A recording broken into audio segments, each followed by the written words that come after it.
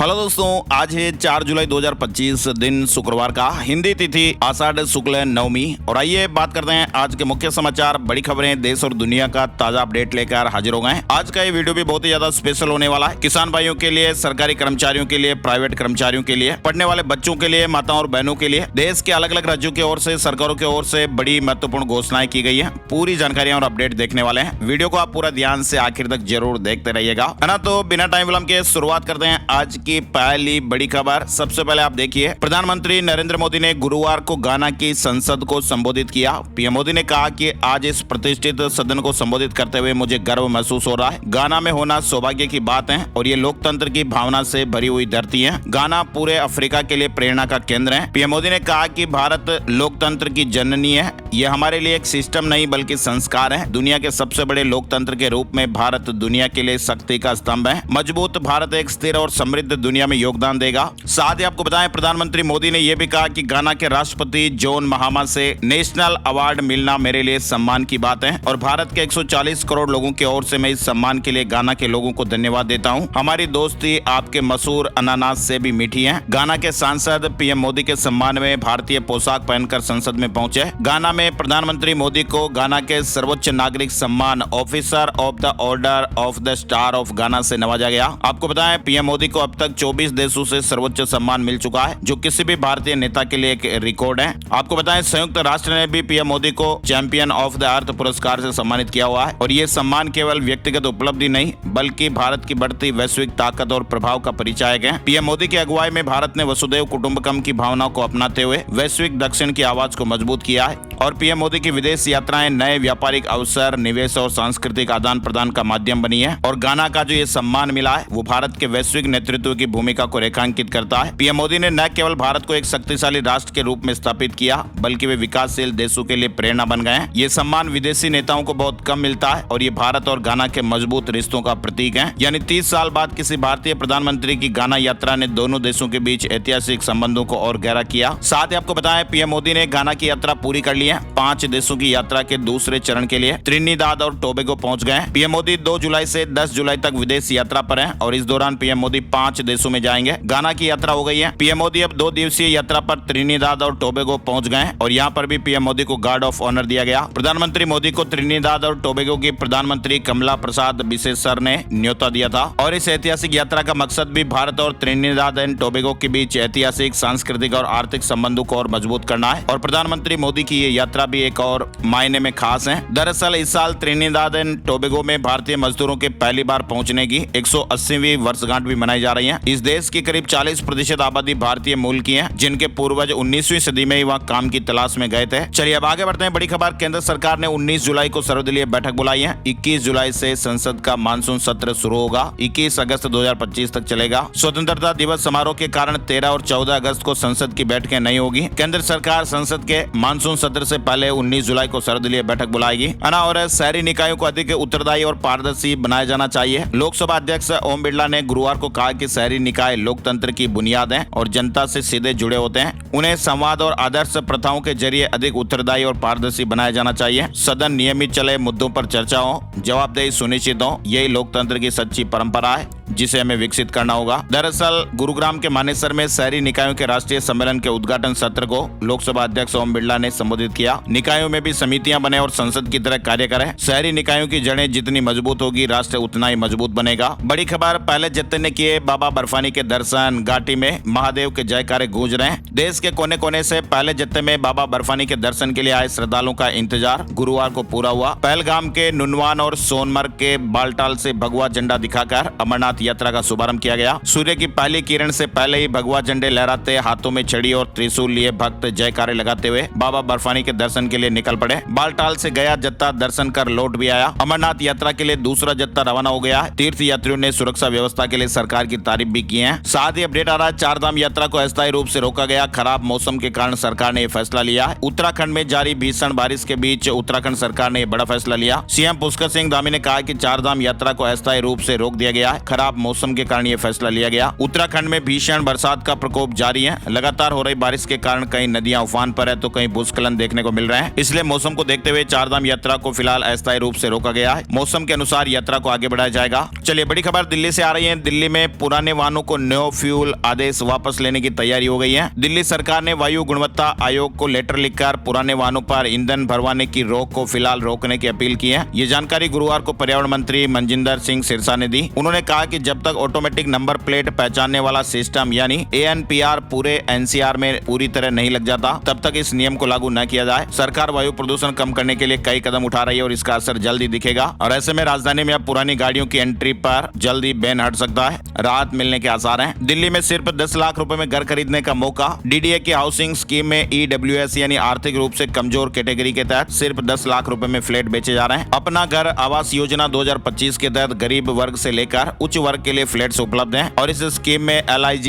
MIG और HIG category के साथ ही EWS कैटेगरी में भी सैकड़ों फ्लैट्स बिक्री के लिए उपलब्ध हैं। DDA ने 20 मई 2025 से ये स्कीम शुरू की थी जो 26 अगस्त को बंद हो जाएगी और इस स्कीम के तहत देश की राजधानी दिल्ली में सिर्फ 10 लाख रुपए में फ्लैट खरीदा जा सकता है। चलिए आगे बढ़ते हैं। बड़ी खबर देखिए आप। फर्जी डॉक्यूमेंट करोड़ों रुपयों की ठगी। कोलकाता में असली ED ने नकली ED को गिरफ्तार किया है। कोलकाता में प्रवर्तन निदेशालय यानी ED की जोनल टीम ने एक बड़े फर्जीवाड़े का पर्दाफाश किया। ED की टीम ने एक नकली ED अधिकारी को गिरफ्तार किया है और उस पर करोड़ों रुपए की ठगी के आरोप हैं और उसके पास से फर्जी दस्तावेज भी बरामद किए गए हैं। फिलहाल 16 जुलाई तक उसे ED की रिमांड पर भेज दिया गया है। कारोबारियों से करोड़ों रुपए की वसूली करने वाले गिरोह का पर्दाफाश हुआ। बड़ी खबर देखिए। केजरीवाल ने बड़ा ऐलान किया है। बिहार में आम आदमी पार्टी चुनाव अकेले लड़ेगी। अब कांग्रेस से गठबंधन नहीं। आम आदमी पार्टी बिहार में अकेले चुनाव लड़ेगी। पार्टी संयोजक अरविंद केजरीवाल ने गुरुवार को अहमदाबाद में कहा, इंडिया गठबंधन सिर्फ लोकसभा चुनाव के लिए था, अब हमारा किसी से कोई गठबंधन नहीं है। केजरीवाल गुजरात के 2 दिन के दौरे पर अहमदाबाद पहुंचे थे। चलिए बड़ी खबर। दिल्ली हाई कोर्ट ने वर्क प्लेस पर यौन उत्पीड़न की शिकायतों के लिए एक नया ऑनलाइन पोर्टल लॉन्च किया है। इस पोर्टल से पीड़ितों को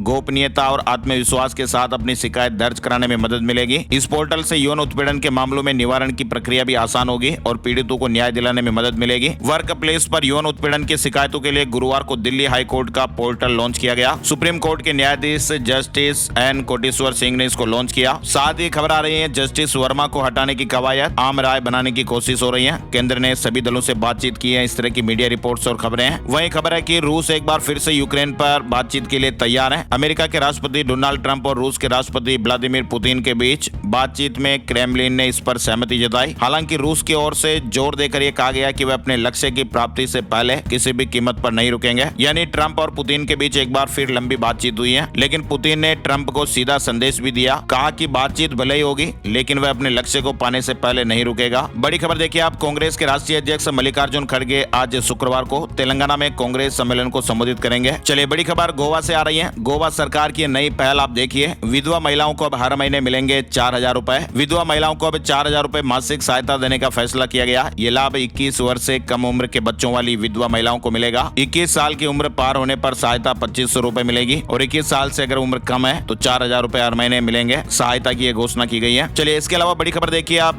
गाड़ी चलाने वालों के लिए तो ये जरूरी अपडेट है ही। ड्राइवर की खुद की गलती से हुई मौत तो फिर बीमा कंपनी मुआवजा देने को बाध्य नहीं है। सुप्रीम कोर्ट ने बड़ा अपडेट दिया है। सुप्रीम कोर्ट ने फैसले में कहा कि लापरवाही या फिर स्टंट के कारण मरने वाले ड्राइवर के परिवार को मुआवजा देने के लिए बीमा कंपनियां बाध्य नहीं होंगी। कोर्ट ने कहा कि जब हादसा ड्राइवर की गलती से हो तो बीमा कंपनी जिम्मेदार नहीं होती है। तो ऐसे में ये सुप्रीम कोर्ट का जो महत्वपूर्ण फैसला है, ध्यान रखिएगा। अगर कोई भी ड्राइवर अपनी लापरवाही या तेज रफ्तार के कारण स्टंट करते हुए या फिर गलत तरीके से गाड़ी चलाते हुए अगर जान गंवा देता है तो उसके परिवार को मुआवजा देने के लिए बीमा कंपनियां बाध्य नहीं होंगी। और ये फैसला रफ्तार के शौकीनों के लिए और स्टंट करने वाले लोगों के लिए तो जरूरी है और ये एक सख्त संदेश भी है। बड़ी खबर देखिए। अमेरिकी संसद से पास हुआ one big beautiful bill. Donald Trump की ये बड़ी जीत है। अमेरिकी राष्ट्रपति डोनाल्ड ट्रंप का चर्चित वन बिग ब्यूटीफुल बिल गुरुवार देर रात पास हो गया है, जो उनके दूसरे कार्यकाल की प्रमुख उपलब्धि बताई जा रही है। इस विधेयक को सीनेट और हाउस ऑफ रिप्रेजेंटेटिव से पारित होने के बाद अब राष्ट्रपति के साइन के लिए भेज दिया गया है। अमेरिका को पशु आहार बेचने की अनुमति दे सकता है भारत। 9 जुलाई से पहले ट्रेड डील की कोशिश हो रही है, ऐसे अपडेट आ रहे हैं। वहीं आप देखिए अंतरिक्ष से शुभांशु शुक्ला ने केरल और लखनऊ के छात्रों से सीधी बातचीत की और इस दौरान छात्रों ने शुभांशु शुक्ला से तरह तरह के सवाल भी किए। और तो और आप देखिए ग्रुप कैप्टन शुभांशु शुक्ला ने अंतरिक्ष में जाने के बाद पहली बार अपने परिजनों से भी बात की और ये खास भावुक क्षण भी था जब सभी की आंखों में खुशी का ऐसा समंदर उमड़ा कि तमाम बार शब्द हलक में अटक कर रह गए। ग्रुप कैप्टन शुभांशु शुक्ला ने अंतरिक्ष में जाने के बाद पहली बार अपने परिजनों से बातचीत की है। करीब 15 मिनट तक बातचीत हुई। चलिए बड़ी खबर देखिए, बांग्लादेश से जुड़ी हुई शेख हसीना के प्रत्यर्पण का प्रयास कर रहा बांग्लादेश भारत को पत्र लिखा गया है। वहीं देखिए अब फ्रांस में एयर ट्रैफिक कंट्रोलर्स ने 2 दिन की हड़ताल का ऐलान कर दिया और ऐसे में यूरोप में हजारों यात्रियों की यात्रा प्रभावित हुई है। गर्मियों में व्यस्त हवाई यातायात के बीच सैकड़ों उड़ानों को रद्द करना पड़ा। थाईलैंड को 2 दिन में दूसरा प्रधानमंत्री मिला। गृह मंत्री ने गुरुवार को कार्यवाहक प्रधानमंत्री की जिम्मेदारी संभाली। चलिए अगली बड़ी खबर आप देखिए, हमारे देश में बदल जाएंगे टीआरपी के नियम। केंद्र सरकार ये काम करने जा रही है। 1 अगस्त तक लोगों की राय मांगी गई है। सरकार टेलीविजन व्यूअरशिप मेजरमेंट इकोसिस्टम में प्रतिस्पर्धा को बढ़ावा देने के लिए प्रवेश बाधाओं को हटाने का प्रस्ताव कर रही है। सरकार का उद्देश्य टीआरपी सिस्टम में दर्शकों की विविध आदतों को दर्शाना है और इसके लिए ministry of information and broadcasting ने टेलीविजन रेटिंग एजेंसियों के पॉलिसी गाइडलाइन में संशोधन का एक प्लान तैयार किया है। फिलहाल इस प्लान पर लोगों से सुझाव मांगे गए हैं। दिल्ली हाईकोर्ट की पतंजलि च्यवनप्राश के विज्ञापन पर रोक। डाबर ने कहा, हमारा च्यवनप्राश आयुर्वेदिक औषधि और ऐसे विज्ञापन प्रोडक्ट को बदनाम कर रहे हैं। दिल्ली हाईकोर्ट ने गुरुवार को पतंजलि को निर्देश दिए हैं कि वे डाबर च्यवनप्राश के खिलाफ कोई भी नकारात्मक या भ्रामक विज्ञापन न दिखाएं। चलिए बड़ी खबर हरियाणा से आ रही है। हरियाणा के फरीदाबाद में जिम में वर्कआउट करते समय 37 साल के एक युवक की हार्ट अटैक से जान चली गई। युवक का एक्सरसाइज करते हुए नीचे गिरने का वीडियो भी सामने आया है और वह बेहोश हुआ तो उसे सीपीआर देकर जान बचाने की कोशिश भी की गई, लेकिन होश नहीं आ पाया। जेपी नड्डा के पिता ने 100वां जन्मदिन मनाया। हिमाचल में विशेष पूजा अर्चना भी कराई। घर पर उत्सव जैसा माहौल रहा। कई नेता बधाई देने के लिए पहुंचे। हिमाचल में कुदरत ने बड़ी तबाही मचाई। अब तक कुल 69 मौतें हो चुकी हैं। 37 लापता बताए जा रहे हैं। हिमाचल प्रदेश में इस बार मानसून कहर बनकर टूटा है। बादल फटने, भारी बारिश और भूस्खलन ने राज्य के कई इलाकों में भारी तबाही मचाई है। बीते 72 घंटों के भीतर राज्य में बादल फटने की 14 और फ्लैश फ्लड की 3 घटनाएं दर्ज की गई हैं। राज्य आपातकालीन परिचालन केंद्र के मुताबिक 20 जून से अब तक पूरे राज्य में मानसून जनित घटनाओं में 69 लोगों ने जाने गंवाई है। 37 लोग अभी भी लापता बताए जा रहे हैं। चलिए अगली बड़ी खबर आप देखिए, देश के करोड़ों बैंक ग्राहकों के लिए राहत भरी खबर आई है। अब सेविंग अकाउंट में मिनिमम बैलेंस रखने पर भी कोई जुर्माना नहीं लगेगा, क्योंकि 4 बड़े सरकारी बैंकों जिसमें Indian bank, SBI bank, Canara bank और पंजाब नेशनल बैंक ने minimum average monthly balance charge पूरी तरह से हटा दिए हैं और इस फैसले का सीधा सीधा फायदा उन बैंक ग्राहकों को मिलेगा जो अपने बैंक खातों में न्यूनतम राशि बनाए रखने में असमर्थ रहते थे। चलिए अगली बड़ी खबर आप देखिए, आसाराम की जमानत 1 महीने और बढ़ाई गई है। गुजरात हाईकोर्ट ने कहा कि आखिरी एक्सटेंशन है। सुप्रीम कोर्ट ने मेडिकल ग्राउंड पर बेल दी थी। वहीं महाराष्ट्र में बाइक और टैक्सी पर एक्शन आप देख सकते हैं। ट्रांसपोर्ट मंत्री ने गैर कानूनी बताया। महाराष्ट्र सरकार ने राज्य में रैपिडो ऐप के अवैध संचालन पर कड़ा रुख अपनाया है। राज्य के परिवहन मंत्री प्रताप सरनाइक ने गुरुवार को मीडिया से बातचीत के दौरान स्पष्ट किया और कहा कि ओला और उबर जैसे परिवहन ऐप के जरिए रैपिडो प्लेटफॉर्म का अवैध उपयोग किया जा रहा है। ऐसे मामलों में संबंधित आवेदनों को बंद कर दिया गया। मंत्री प्रताप सरनाइक ने कहा कि राज्य में रैपिडो के जरिए टैक्सी सेवाएं दी जा रही थी, लेकिन परिवहन विभाग ने ऐसी किसी सेवा को अभी तक अनुमति नहीं दी है। हमने अभी तक रैपिडो को नए टैक्सी सेवा के लिए अधिकृत किया है और नए इसके लिए संचालन के लिए कोई नियमावली बनाई है और ऐसे में ये पूरी तरह से अवैध है। जब तक प्रस्ताव को स्वीकृति नहीं मिलती तब तक इसका इस्तेमाल गैर कानूनी माना जाएगा। साथ ही उन्होंने ये भी चेतावनी दी है कि जो लोग गैर कानूनी तरीके से इस ऐप का उपयोग कर रहे हैं उनके खिलाफ आपराधिक मामला दर्ज कर कड़ी कार्रवाई की जाएगी। इंडिगो के बोर्ड ऑफ डायरेक्टर में शामिल होंगे नीति आयोग के पूर्व सीईओ अमिताभ कांत। कंपनी ने घोषणा की है। आपको बताएं, अमिताभ कांत ने भी पिछले महीने भारत के G20 शेरपा के पद से इस्तीफा दे दिया था। फिलहाल देश की सबसे बड़ी एयरलाइन कंपनी इंडिगो की parent company inter globe aviation ने गुरुवार को एक बड़ा ऐलान किया। इंटर ग्लोब एविएशन ने नीति आयोग के पूर्व सीईओ अमिताभ कांत को अपने बोर्ड ऑफ डायरेक्टर्स में नॉन एग्जीक्यूटिव डायरेक्टर के रूप में अपॉइंट करने का ऐलान किया है। वहीं आप देखिए, गुजरात सरकार ने महत्वपूर्ण फैसला लिया। अब शनिवार को स्कूल में नहीं ले जाना होगा बैग। जी हां, गुजरात सरकार ने प्राइमरी स्कूलों को लेकर यह महत्वपूर्ण फैसला किया है। नए नियमों के अनुसार अब हर शनिवार को प्राइमरी स्कूलों में बैगलेस डे मनाया जाएगा। यानी सरकार के इस नए फैसले के तहत गुजरात में अब प्राइमरी कक्षा के बच्चों को हर शनिवार बिना स्कूल बैग के स्कूल जाना होगा। ये फैसला कक्षा 1 से कक्षा 8वीं के बच्चों के लिए है। सभी सरकारी और अनुदानित स्कूलों में यह फैसला लागू किया जाएगा। यानी शनिवार को बैगलेस डे रहेगा और पढ़ाई की जगह फिजिकल एक्टिविटी करवाई जाएगी। चलिए बड़ी खबर देखिए, अडानी एयरपोर्ट ने एक नई सुविधा शुरू की है जिससे अब यात्री सीधे उनके डिजिटल प्लेटफॉर्म के जरिए एयरपोर्ट लाउंज में एंट्री पा सकेंगे। अडानी एयरपोर्ट्स ने यात्रियों के लिए नई सुविधा शुरू की है। चलिए बड़ी खबर देखिए, आप डिजिटल अरेस्ट से ये जुड़ी हुई खबर है। लगातार हम आपको डिजिटल अरेस्ट से जुड़े अपडेट भी दिखाते हैं। आप देखिए, सीआरपीएफ के अंबिकापुर बटालियन में पदस्थ एसआई को ठगों ने 17 दिनों तक डिजिटल अरेस्ट में रखा। उनके आधार नंबर से दिल्ली में खोले गए खाते में 2 करोड़ रुपए का गैर कानूनी लेन देन होने का झांसा दिया और ठगों ने एसआई से 22 लाख रुपए की ऑनलाइन ठगी कर ली। और तो और ये रकम देने के लिए एसआई ने पत्नी के गहने तक गिरवी रखे और बेटे की एफडी तोड़कर राशि ठगों को भेजी। छत्तीसगढ़ से जुड़ी खबर आ रही है। सीआरपीएफ का एसआई 17 दिनों तक डिजिटल अरेस्ट, 22 लाख रुपए गवा दिए। ठगों ने कहा कि 2 करोड़ का गैर कानूनी ट्रांजैक्शन हुआ है। लगातार हम आपको अपडेट बताते हैं कि डिजिटल अरेस्ट नाम की कोई चीज होती ही नहीं है, इसलिए आप सचेत रहें, अलर्ट रहें, सावधान रहें। बड़ी खबर देखिए, साइबर फ्रॉड पर कैसे लगेगी लगाम। गृह मंत्रालय से जुड़ी संसद की स्थायी समिति की बैठक में मंथन भी हुआ। गृह मामलों की संसदीय स्थायी समिति की बैठक बुधवार और गुरुवार 2 दिन तक चली। इस समिति की अध्यक्षता बीजेपी सांसद राधा मोहन दास अग्रवाल ने की और इस बैठक का एजेंडा रहा साइबर अपराध परिणाम, सुरक्षा और रोकथाम था। बैठक में साइबर अपराध के रोकथाम के मुद्दे पर विस्तार से चर्चा की गई। चलिए आगे बढ़ते हैं। बड़ी खबर देखिए, बिहार में विशेष गहन पुनरीक्षण यानी SIR प्रक्रिया के खिलाफ कांग्रेस सुप्रीम कोर्ट का दरवाजा खटखटाएगी। सर्वोच्च अदालत में आर्टिकल 32 के तहत याचिका दायर की जाएगी। कांग्रेस के मुताबिक ये राष्ट्रीय मसला है, बिहार तो सिर्फ शुरुआत और प्रयोगशाला है। कांग्रेस का कहना है कि ये मसला सिर्फ राज्य का मसला होता तो हाईकोर्ट जाते हैं। अगर सुप्रीम कोर्ट कहेगा कि हाईकोर्ट जाइए तब याचिका हाईकोर्ट में अनुच्छेद 226 के तहत दायर की जाएगी। झारखंड में विकास को रफ्तार मिली। नितिन गडकरी ने 2460 करोड़ की सड़क परियोजनाओं की सौगात दी है। साथ ही आपको बताएं, गूगल ने पिक्सल 6a स्मार्टफोन के लिए एक नया कदम उठाते हुए बैटरी परफॉर्मेंस प्रोग्राम की घोषणा की है और इसके तहत पिक्सल 6a के सभी उपयोगकर्ताओं को एंड्रॉइड 16 का अनिवार्य अपडेट दिया जाएगा ताकि डिवाइस में हो रही बैटरी ओवरहीटिंग की समस्या रुकेगी। वहीं गूगल ने एक बड़ी घोषणा की है, अब जीमेल, डॉक्स और अन्य ऐप में आपको कस्टम AI असिस्टेंट मिलेंगे। साथ ही आपको बताएं बड़ी खबर, राष्ट्रीय परीक्षण एजेंसी आज शुक्रवार को CUET UG परीक्षा के रिजल्ट घोषित करेगी। एडवांस में सभी अभ्यर्थियों को बहुत बहुत शुभकामनाएं, बधाई।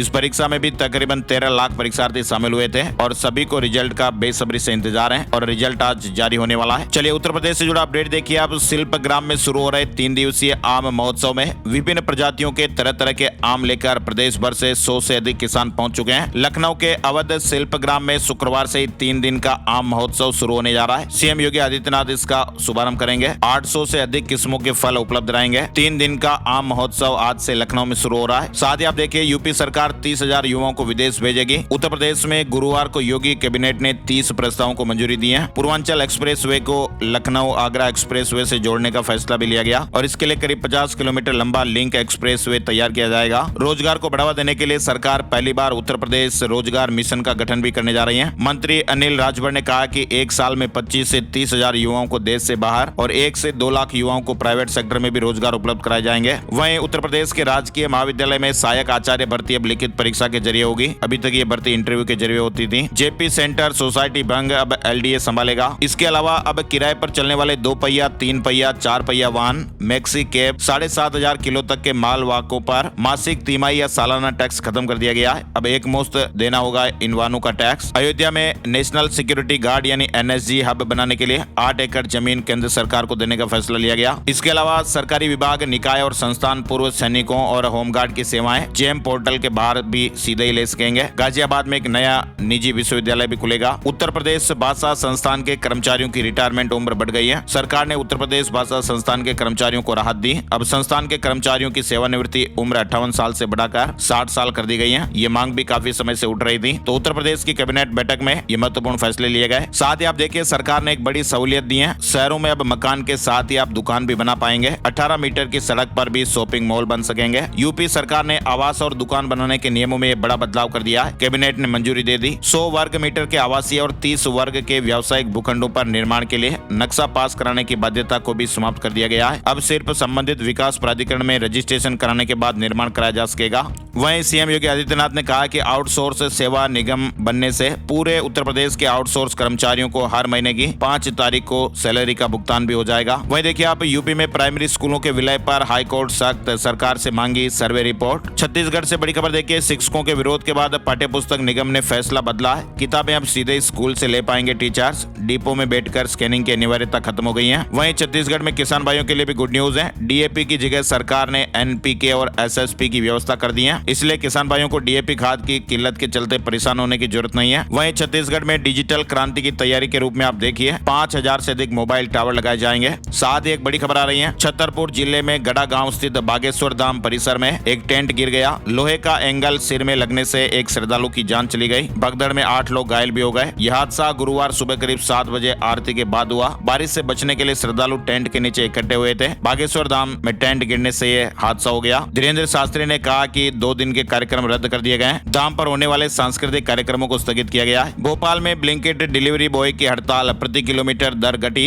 इंसेंटिव भी कम है। 4 दिन तक काम बंद करने का ऐलान किया है। साथ ही आप देखिए, शॉपिंग मॉल, बाजार, कारखानों में रात में काम कर सकेंगी महिलाएं। मध्य मध्य प्रदेश सरकार ने सशर्त मंजूरी दे दी है। सुरक्षा की व्यवस्था नियोक्ता को करनी होगी, यानी मध्य प्रदेश में शॉपिंग मॉल, बाजार और कारखानों, प्रोडक्शन यूनिट्स में अब महिलाएं भी दिन रात काम कर सकेंगी। राज्य सरकार ने शर्तों के साथ महिलाओं के रात में काम करने की सहमति दे दी है। मध्य प्रदेश में 19,504 पदों पर आवेदन का आज अंतिम दिन है। आंगनबाड़ी कार्यकर्ता और सहायिका की वैकेंसी है। अंतिम तिथि 4 जुलाई है। साथ ही आपको बताएं, मध्य प्रदेश सरकार की महत्वाकांक्षी प्रतिभाशाली विद्यार्थी प्रोत्साहन योजना के तहत मध्य प्रदेश के 94,234 मेधावी अभ्यर्थियों को आज शुक्रवार 4 जुलाई को लैपटॉप वितरित किए जाएंगे। 75% या उससे अधिक अंक वालों को लैपटॉप मिलेंगे। मुख्यमंत्री डॉक्टर मोहन यादव ने कहा कि जिन छात्रों को अपनी पसंद का लैपटॉप खरीदना है, उनके बैंक खातों में 25,000 रुपए की राशि सीधे ही जमा की जाएगी और ये योजना माध्यमिक शिक्षा मंडल मध्य प्रदेश की 12वीं बोर्ड परीक्षा में 75% या उससे अधिक अंक प्राप्त करने वाले प्रत्येक विद्यार्थी को लैपटॉप प्रदान करने के लिए है। 2024-25 के 94,234 विद्यार्थियों को लैपटॉप मिलेगा। चलिए हरियाणा से बड़े अपडेट देखिए आप। हरियाणा में ग्रुप सी के 8,653 पदों पर भर्ती रद्द हो गई है। HSSC ने नोटिफिकेशन जारी कर दिया। नए CET एग्जाम, पुराने आवेदकों पर शर्त लगाई गई है। हरियाणा स्टाफ सिलेक्शन कमीशन ने 8,653 पदों पर सरकारी भर्ती रद्द कर दी है। कमीशन ने इनके भर्ती विज्ञापन वापस लेने का नोटिफिकेशन भी जारी कर दिया है। साथ ही कावड़ यात्रा 11 तारीख से।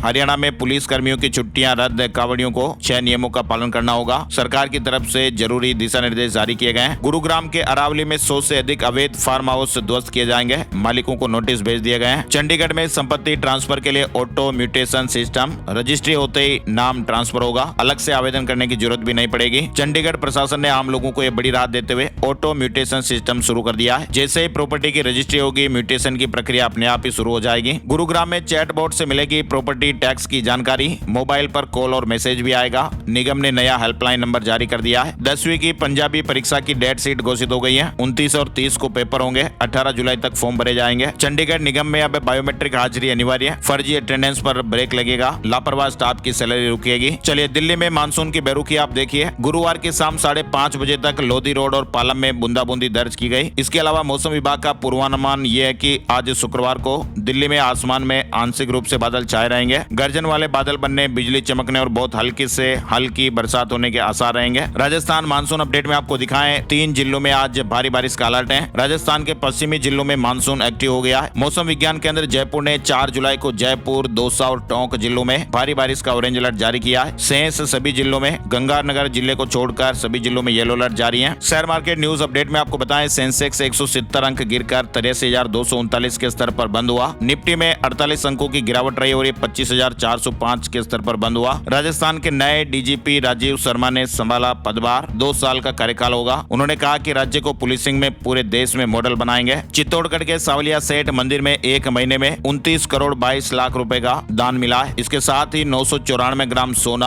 और 142 किलो चांदी भी मिली है। साथ ही आपको बताएं, राजस्थान में 10 लाख से ज्यादा कैंडिडेट को अब वन टाइम रजिस्ट्रेशन में KYC अपडेट करनी होगी। इन कैंडिडेट को आधार और जन आधार नंबर जोड़ने के लिए स्टेट रिक्रूटमेंट पोर्टल पर 7 जुलाई से आवेदन करना होगा। बिना अपग्रेडेशन के कोई भी कैंडिडेट अब किसी भी वैकेंसी में फॉर्म नहीं भर सकेगा। वर्तमान में वन टाइम रजिस्ट्रेशन यानी OTR में 69,58,433 अभ्यर्थी रजिस्टर्ड हैं। इनमें से जिनके आधार नंबर सत्यापित हैं, उनको तो कोई दिक्कत नहीं है, लेकिन 10,34,301 अभ्यर्थी ऐसे हैं जिन्होंने SSO ID के माध्यम से वन टाइम रजिस्ट्रेशन करवाया है, तो उनको अपना KYC अपडेट करना है। साथ ही आप देखिए, राजस्थान में असिस्टेंट प्रोफेसर भर्ती से हाईकोर्ट ने रोक हटाई। RPSC को पुराने नियमों से भर्ती प्रक्रिया जारी रखने की छूट दी है। वहीं आप देखिए, राजस्थान में अरबी फारसी शोध संस्थान के ग्रंथ ऑनलाइन होंगे। डिजिटाइजेशन का काम पूरा हो गया है। संस्थान में 8,000 से ज्यादा ग्रंथ हैं। मौलाना अबुल कलाम आजाद अरबी फारसी शोध संस्थान टोंक के 8,000 से ज्यादा ग्रंथों को लोग अब ऑनलाइन देख और पढ़ सकेंगे। संस्थान के रिकॉर्ड और ग्रंथों के डिजिटाइजेशन का काम पूरा हो चुका है। अब वेबसाइट पर अपलोड करने का काम अंतिम चरण में है और अपलोड होने के बाद आप इन्हें रिम्स पोर्टल पर देख पाएंगे। राजस्थान की मंडियों में व्यापारियों का आंदोलन खत्म हुआ। सरकार से वार्ता सफल हो गई है। किसान कल्याण फीस समेत 11 मांगों पर सहमति बनी। कारोबार शुरू कर दिया गया है। वहीं राजस्थान में MDS यूनिवर्सिटी अजमेर की नई पहल ने अजमेर समेत 6 जिलों के 450 से ज्यादा कॉलेजों के सैकड़ों स्टूडेंट्स को राहत प्रदान की है। यूनिवर्सिटी की ओर से डुप्लीकेट मार्कशीट और माइग्रेशन सर्टिफिकेट की फीस ऑनलाइन जमा करने और डॉक्यूमेंट को घर तक पहुंचाने की सुविधा से विद्यार्थियों को राहत मिल रही है। साथ ही बड़ी खबर देखिए आप, राजस्थान से सब इंस्पेक्टर यानी SI भर्ती 2021 में डमी कैंडिडेट से परीक्षा दिलाकर सफल होने वाली ट्रेनी SI मंजू बिश्नोई को सुप्रीम कोर्ट से जमानत मिल गई है। याचिकाकर्ता के अधिवक्ता ने बताया कि मंजू पिछले 15 महीने से जेल में बंद है। अभी तक मामले में चार्ज भी फ्रेम नहीं हुए हैं और इस मामले में 110 अभियुक्त, 433 डॉक्यूमेंट्री एविडेंस और 122 गवाह और ऐसे में ट्रायल में लंबा समय लगेगा, इसलिए जमानत का लाभ दिया जाए तो सुप्रीम कोर्ट से राहत मिल गई है। सोने चांदी के भाव में आप देखिए 24 कैरेट सोने के दाम 143 रुपए कम होकर 97,337 रुपए प्रति 10 ग्राम पर रहे। चांदी की कीमत 932 रुपए बढ़कर 1,07,620 रुपए प्रति किलोग्राम हो गई है। और अब चलते चलते एक नजर आज का राशिफल। आज 4 जुलाई शुक्रवार के ग्रह नक्षत्र शिव योग बना रहे हैं, जिससे मिथुन राशि वालों को करियर से जुड़ी समस्या का समाधान मिलेगा। कन्या राशि वालों को उपलब्धि मिल सकती है और करियर में आत्मविश्वास भी बढ़ेगा। तुला राशि वालों की प्रॉपर्टी के मामले सुलझेंगे। वृश्चिक राशि के लोग खुश रहेंगे, करियर के लिए भी अच्छा दिन रहेगा। धनु राशि वालों को काम पर ज्यादा ध्यान देना होगा। मकर राशि के लोग करियर में कड़े फैसले लेंगे। मीन राशि के लोग करियर से जुड़ी नई योजना पर काम शुरू कर सकते हैं। इनके अलावा बाकी राशियों पर सितारों का मिला जुला असर दिखेगा। तो ये थे दोस्तों आज के मुख्य समाचार, बड़ी खबरें, हेडलाइंस और सुर्खियां, अपडेट। ये वीडियो आपको कैसा लगा?